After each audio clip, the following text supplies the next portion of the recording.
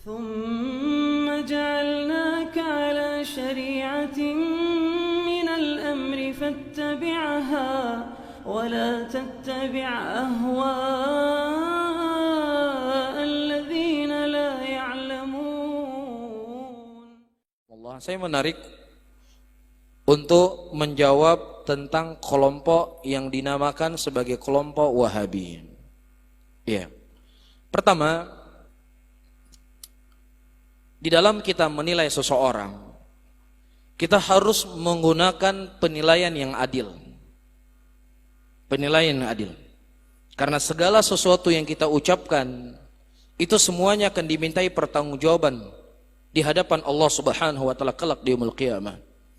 Allah Subhanahu wa taala mengatakan dalam Al-Qur'anul Karim, "Alladzina yu'dzunal mu'minina wal mu'minat bighairi maktasabu faqad ihtamalu buhtanan wa itsman mubinan." Dan orang-orang yang mereka menyakiti mukminin dan mukminat, menuduh mereka apa yang tidak pernah mereka lakukan, menuduh apa yang tidak pernah mereka ucapkan, maka sungguh dia akan membawa dosa yang sangat besar di sisi Allah Subhanahu wa taala. Dan Nabi SAW telah menyebutkan dalam hadis-hadisnya sangat banyak. Di antaranya kata Nabi SAW, "Innal abda la yatakallam bi kalimatin." Ada seorang hamba yang dia berbicara dengan sebuah kalimat, yang kalimat itu membuat Allah Subhanahu wa taala murka, dan kemudian dia digiring ke dalam nerakanya Allah Subhanahu wa taala dikarenakan satu kalimat. Dalam hadis yang lain, Rasulullah SAW mengatakan, barang siapa yang seseorang mengucapkan sesuatu kepada saudaranya, apa yang dia pernah dia ucapkan, maka di yaumul qiyamah Allah akan minumkan dia dari darah nanahnya penghuni neraka. Iya dan billah. Ini satu sisi. Sisi yang kedua, di dalam Islam kita dilarang untuk memuji orang yang tidak pantas untuk kita puji. Kita dilarang untuk melarang membela orang yang tidak pantas untuk kita bela. Rasulullah SAW menyebutkan dalam hadisnya, la'anallahu awal muhditha. Allah melaknat orang-orang yang melindungi orang-orang berbuat dosa, melindungi orang-orang yang berbuat amalan-amalan baru. Ini tidak dibolehkan. Jadi kita tidak boleh mencela orang yang tidak boleh kita cela, dan sisi lain kita tidak boleh memuji orang yang tidak pantas untuk kita puji. Jadi hati-hati. Ini dua-duanya dosa. Ini dua-duanya terlarang dalam agama. Oleh karena itu, di antara cara yang paling terbaik di dalam kita menilai seseorang adalah dari ceramah-ceramah yang dia sampaikan. Ya, orang-orang yang berbicara kepada Muhammad bin Abdul Wahhab hari ini, saya jamin mereka tidak ada satupun yang bertemu dengan Muhammad bin Abdul Wahhab. Tidak ada satupun yang mendengar ceramahnya, karena mungkin pada waktu itu tidak ada rekaman, tidak ada video. Iya, tinggal bagi kita sekarang kita menilai pemikirannya, jalannya itu dari kitab-kitabnya. Iya, dia menulis kitab sangat banyak. Mulai dari Usulul Thalatha, Qaidul Arba, Usulul Sittah, Kitabut Tauhid, Kasyfus Syubhat. Ya, dan juga dalam masalah fikih. Dan cucu-cucu beliau, ya, di antaranya Muhammad bin Qasim, muridnya cucu beliau, menyusun sebuah kitab dengan judul Ad-Durr Saniyah. Ada 17 jilid. Ada di sana kitab-kitabnya berjudul Fatwa Ulama'in Najd. Ya, inilah kitab-kitab yang bisa kita jadikan rujukan untuk menilai apakah laki-laki ini boleh kita cela ataukah boleh kita bela. Ya, kita posisikan dia. Yang pertama, dia itu bukan nabi kita ya. Nabi kita Muhammad ibnu Abdullah ibnu Abdul Muttalib sallallahu alaihi wasallam. Ini harus kita fahami bersama-sama. Selain daripada Nabi kita, Nabi Muhammad sallallahu alaihi wasallam, ucapannya bisa diambil dan ucapannya bisa ditolak. Sebagaimana kata Imam Malik rahimahullah, al-qaul yuqbal wa yurad la sahibu hadal qubur. Ucapan seseorang itu bisa diambil dan bisa ditolak kecuali pemilik kubur ini. Kalau seandainya Imam Malik berbicara di zaman tabi'in, boleh kita mengambil ucapan siapapun kecuali ucapan Nabi sallallahu alaihi wasallam, apalagi ucapannya siapa? Muhammad bin Abdul Wahhab. Dia bukan siapa-siapa kita, bukan nabi kita. Ya, cuman yang ingin kita bahas, boleh nggak dia kita cela atau boleh nggak kita memuji? Kan itu jadi masalah. Nah, inilah cara yang ilmiah, cara yang adil kita menilai laki-laki ini. Kita lihat dari kitabnya, apa yang keliru dari pembahasannya, apa yang keliru dari yang dia tulis, apa yang keliru dari dia fatwakan. Kemudian kita ambil, kita timbang dengan Al-Quran dan Sunnah. Kalau seandainya apa yang datang dari Al-Quran dan Sunnah menyelisih apa yang dia ucapkan, kita buang ucapannya ke tong sampah. Nggak perlu kita dengan ucapan dia. Nggak perlu, karena dia bukan Nabi kita. Ya, cuman harus dengan adil. Apa ucapannya, apa dalilnya ucapannya itu keliru, apa dalilnya ucapannya salah, kan begitu. Tapi kalau seandainya cuman sekedar dia salah, dia nggak betul, dia begini, dia begitu, kata Syekhul Islam, kalau seandainya membantah hanya cuman sekedar cacian, makian, atau sekedar membentuk opini, siapapun itu bisa melakukannya. Kita pergi ke rumah sakit jiwa, hai orang pungokah, kah pungosit, kan itu. Kalau cuma sekedar bantah kan, siapapun bisa membantah. Anak kecil, bandel kali ke, kamu juga bandel, semua bisa. Tetapi bagaimana seseorang itu membantah dengan bantahan ilmiah? Ini keliru, dalilnya ini keliru, dalilnya ini keliru, dalilnya ini. Demikian. Iya, demikian thariqah ilmiah di dalam kita menyikapi seseorang.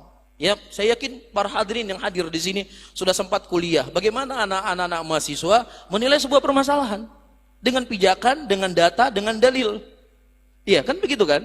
Nah, di antara hal-hal yang tersebar di tengah-tengah muslimin, laki-laki ini dia suka ya, atau dia telah menghancurkan makam-makam para wali. Makam para wali itu ditebang, dihancurkan, diratakan dengan tanah. Nah, pertama harus kita selidiki, benar nggak sejarahnya? Dari buku-buku yang tertulis, dari sejarah-sejarah yang bersanad yang bisa dipertanggungjawabkan, ternyata memang benar.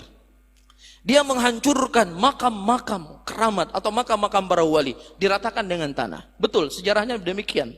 Nah, sekarang thariqah yang kedua. Perbuatannya ini salah atau benar? Bukan salah benarnya menurut kita, atau menurut fulan, atau menurut siapa saja yang ingin menjatuhkannya, tetapi pegangannya adalah Al-Quran dan sunnatir Rasul sallallahu alaihi wasallam. Di antara dalil, ya, kita di sini para hadirin bukan sedang ingin membela beliau ini mati-matian, tapi ini membab ucapan Nabi sallallahu alaihi wasallam, unsur akhaka zaliman aw madluman. Tolonglah saudaramu yang terdolimi dan yang mendolimi. Para sahabat bertanya, ya Rasulullah, kami faham orang yang didolimi itu kita tolong, tapi bagaimana caranya menolong orang yang mendolimi? Pertanyaan yang cukup wajar ya dari sahabat Rasulullah. Kemudian Nabi SAW mengatakan, menolong orang yang mendolimi, engkau pegang tangannya, engkau larang dia untuk tidak berbuat lagi perbuatan zalim. Itu caranya. Jadi kita menyampaikan hal yang seperti ini agar bagaimana saudara-saudara kita muslimin yang mungkin keliru atau mungkin salah faham, mudah-mudahan bisa mengambil manfaat dari apa yang kita sampaikan. Jelas ya, cuman saya tegaskan kembali, dia bukan Nabi kita. Itu yang terpenting. Itu yang terpenting. Iya. Datang hadis dari Ali bin Abi Thalib radhiyallahu taala anhu, dan hadisnya sudah sering kita sampaikan. Iya, sangat sering. Kata Ali bin Abi Thalib radhiyallahu taala anhu, "Ya Abul Hayyaj, hal tuhibbu an ab'athuka bima ba'athani Nabi sallallahu alaihi wasallam, ma min qubrin musyrifin illa sawaitahu." Wahai Abu Hayyaj, apakah engkau ingin aku mengutus engkau dengan sebuah tugas yang Rasulullah dulu juga pernah mengutusku? Apa itu? Tidak ada kuburan yang ditinggikan kecuali engkau ratakan dengan tanah. Ali diutus oleh Rasulullah dengan tugas ini, dan kemudian beliau memerintahkan juga siapa? Abu Hayyaj untuk bertugas dengan tugas yang beliau dulu pernah bertugas. Iya, yang kedua, di zaman Nabi sallallahu alaihi wasallam ada sebuah pohon. Ya, ada sebuah pohon. Pohon itu dijadikan oleh Rasulullah untuk membaiat sahabatnya. Dikenal dengan bai'atur ridwan. Iya. Dan Allah khobarkan dalam Al-Quran pohon itu. Laqad radiyallahu anil mu'minin id yubai'unaka tahta syajarati. Allah telah ridha kepada kaum mukminin ketika mereka membaiatmu di sebuah pohon. Disebutkan dalam Al-Quran pohonnya. Kita bisa bayangkan kalau seandainya ada pohon di Aceh, disebutkan dalam Al-Quran. Berdiri Nabi di situ. Para sahabat juga berdiri di situ. Gimana kira-kira akan terjadi? Mungkin akan dipugar, dilestarikan sampai detik ini mungkin. Dan itu subhanallah di zamannya Umar sudah mulai. Itu di kota Madinah, di kota hijrahnya Rasulullah sudah mulai. Orang-orang sudah mulai beriktikaf di situ. Sudah mulai mereka datangi pohon itu, nyo pohon pastinya kelebihan pohonnya. Rasulullah dulu berdiri di sini. Allah menyebutkan dalam Al-Quran, sudah mulai hati manusia. Dengan kecerdasan dan kefakihan Umar bin Khattab radhiyallahu taala anhu, beliau menebang pohon itu sampai ke akar-akarnya, tidak meninggalkan sisa. Apakah berani kita mengatakan Umar bin Khattab tidak memuliakan warisannya para nabi, tidak memuliakan pusaka, tempat-tempat bersejarah, tempat-tempat yang dimana Rasulullah berdiri di situ? Berani kita mengatakan demikian? Siapa yang berani? Tentunya orang-orang yang mencintai para sahabat nggak berani akan mengucapkan ucapan seperti ini. Tapi itu yang dilakukan oleh Umar bin Khattab. Karena di antara isu-isu yang disebarkan, wah semua monumen, tempat-tempat bersejarah Rasulullah itu dihancurkan semuanya dan lain sebagainya. Itu dikhawatirkan para hadirin akan didatangi oleh orang-orang yang kemudian mereka akan beribadah di tempat tersebut dan terus akan kita khawatirkan akan terjerumus ke dalam kesyirikan. Dan ketiga, di zaman Umar bin Khattab radhiyallahu taala anhu pada waktu itu, Abu Musa al-Asy'ari mengirim surat kepada Umar bin Khattab. Diketemukannya jenazah seorang nabi yang bernama Nabi Daniel. Jadi nabi ini dikeluarkan ketika musim kemarau untuk beristighatsah agar diturunkan hujan kepada mereka. Ketika Abu Musa al-Asy'ari dan muslimin pada waktu itu berhasil memerdekakan negeri tersebut menjadi negeri Islam, beliau mengirim surat kepada Umar bin Khattab. Apa yang kami lakukan dari jenazah ini? Apa yang dilakukan oleh Umar? Apakah Umar berkata, ya Abu Musa al-Asy'ari, ini sejarah seorang nabi, kamu jaga, kamu kubur di sebuah tempat, kamu pugar, kamu tinggikan kuburnya, kamu buat jalan yang baik supaya orang tahu di mana para nabi itu dikuburkan. Kan begitu? Tapi tidak. Umar bin Khattab berkata, ya Abu Musa al-Asy'ari, kuburlah jenazah nabi ini, yang tahu hanya dirimu dan sahabatmu saja. Jangan ada orang ketiga yang tahu. Carilah di sebuah tempat, kamu korek di sana beberapa kuburan, dan di antara sekian kuburan, disitulah kamu kubur nabi tersebut. Dihilangkan jejaknya sampai ini nggak ada yang tahu siapapun. Untuk apa? Untuk menjaga hati muslimin. Nah, kalau seandainya ini merupakan kesalahan Muhammad bin Abdul Wahab, yang kalian anggap sebagai sebuah kesalahan, maka tentunya dia tidaklah membuat sesuatu kecuali apa yang datang dari Nabi SAW, apa yang datang dari para Khulafaur Rasyidin, dan perkara-perkara yang lainnya yang tentunya tidak mencukupi waktu untuk kita membahasnya. Cuman ini di antara isu yang paling isu yang paling diserap oleh muslimin, yang kemudian menuduh dia ini seorang Zionis Yahudi yang ingin menghancurkan Islam, yang ingin memecah belah muslimin dan beraneka ragam isu-isu. Dan mudah-mudahan apa yang saya sampaikan sedikit ini bisa memberikan motivasi untuk kita semuanya berhati-hati di dalam menyikapi seseorang.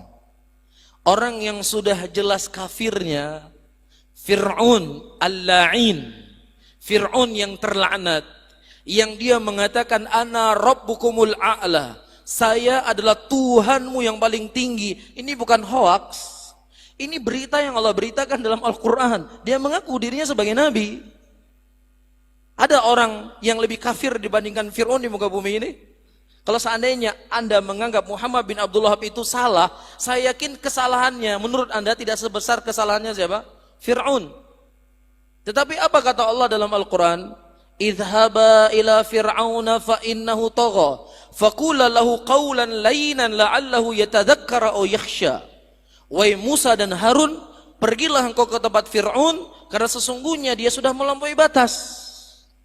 Dan ucapkanlah kepada Fir'aun ucapan yang baik, ucapan yang lembut, ucapan yang sopan, agar mudah-mudahan si Fir'aun ini bisa bertobat.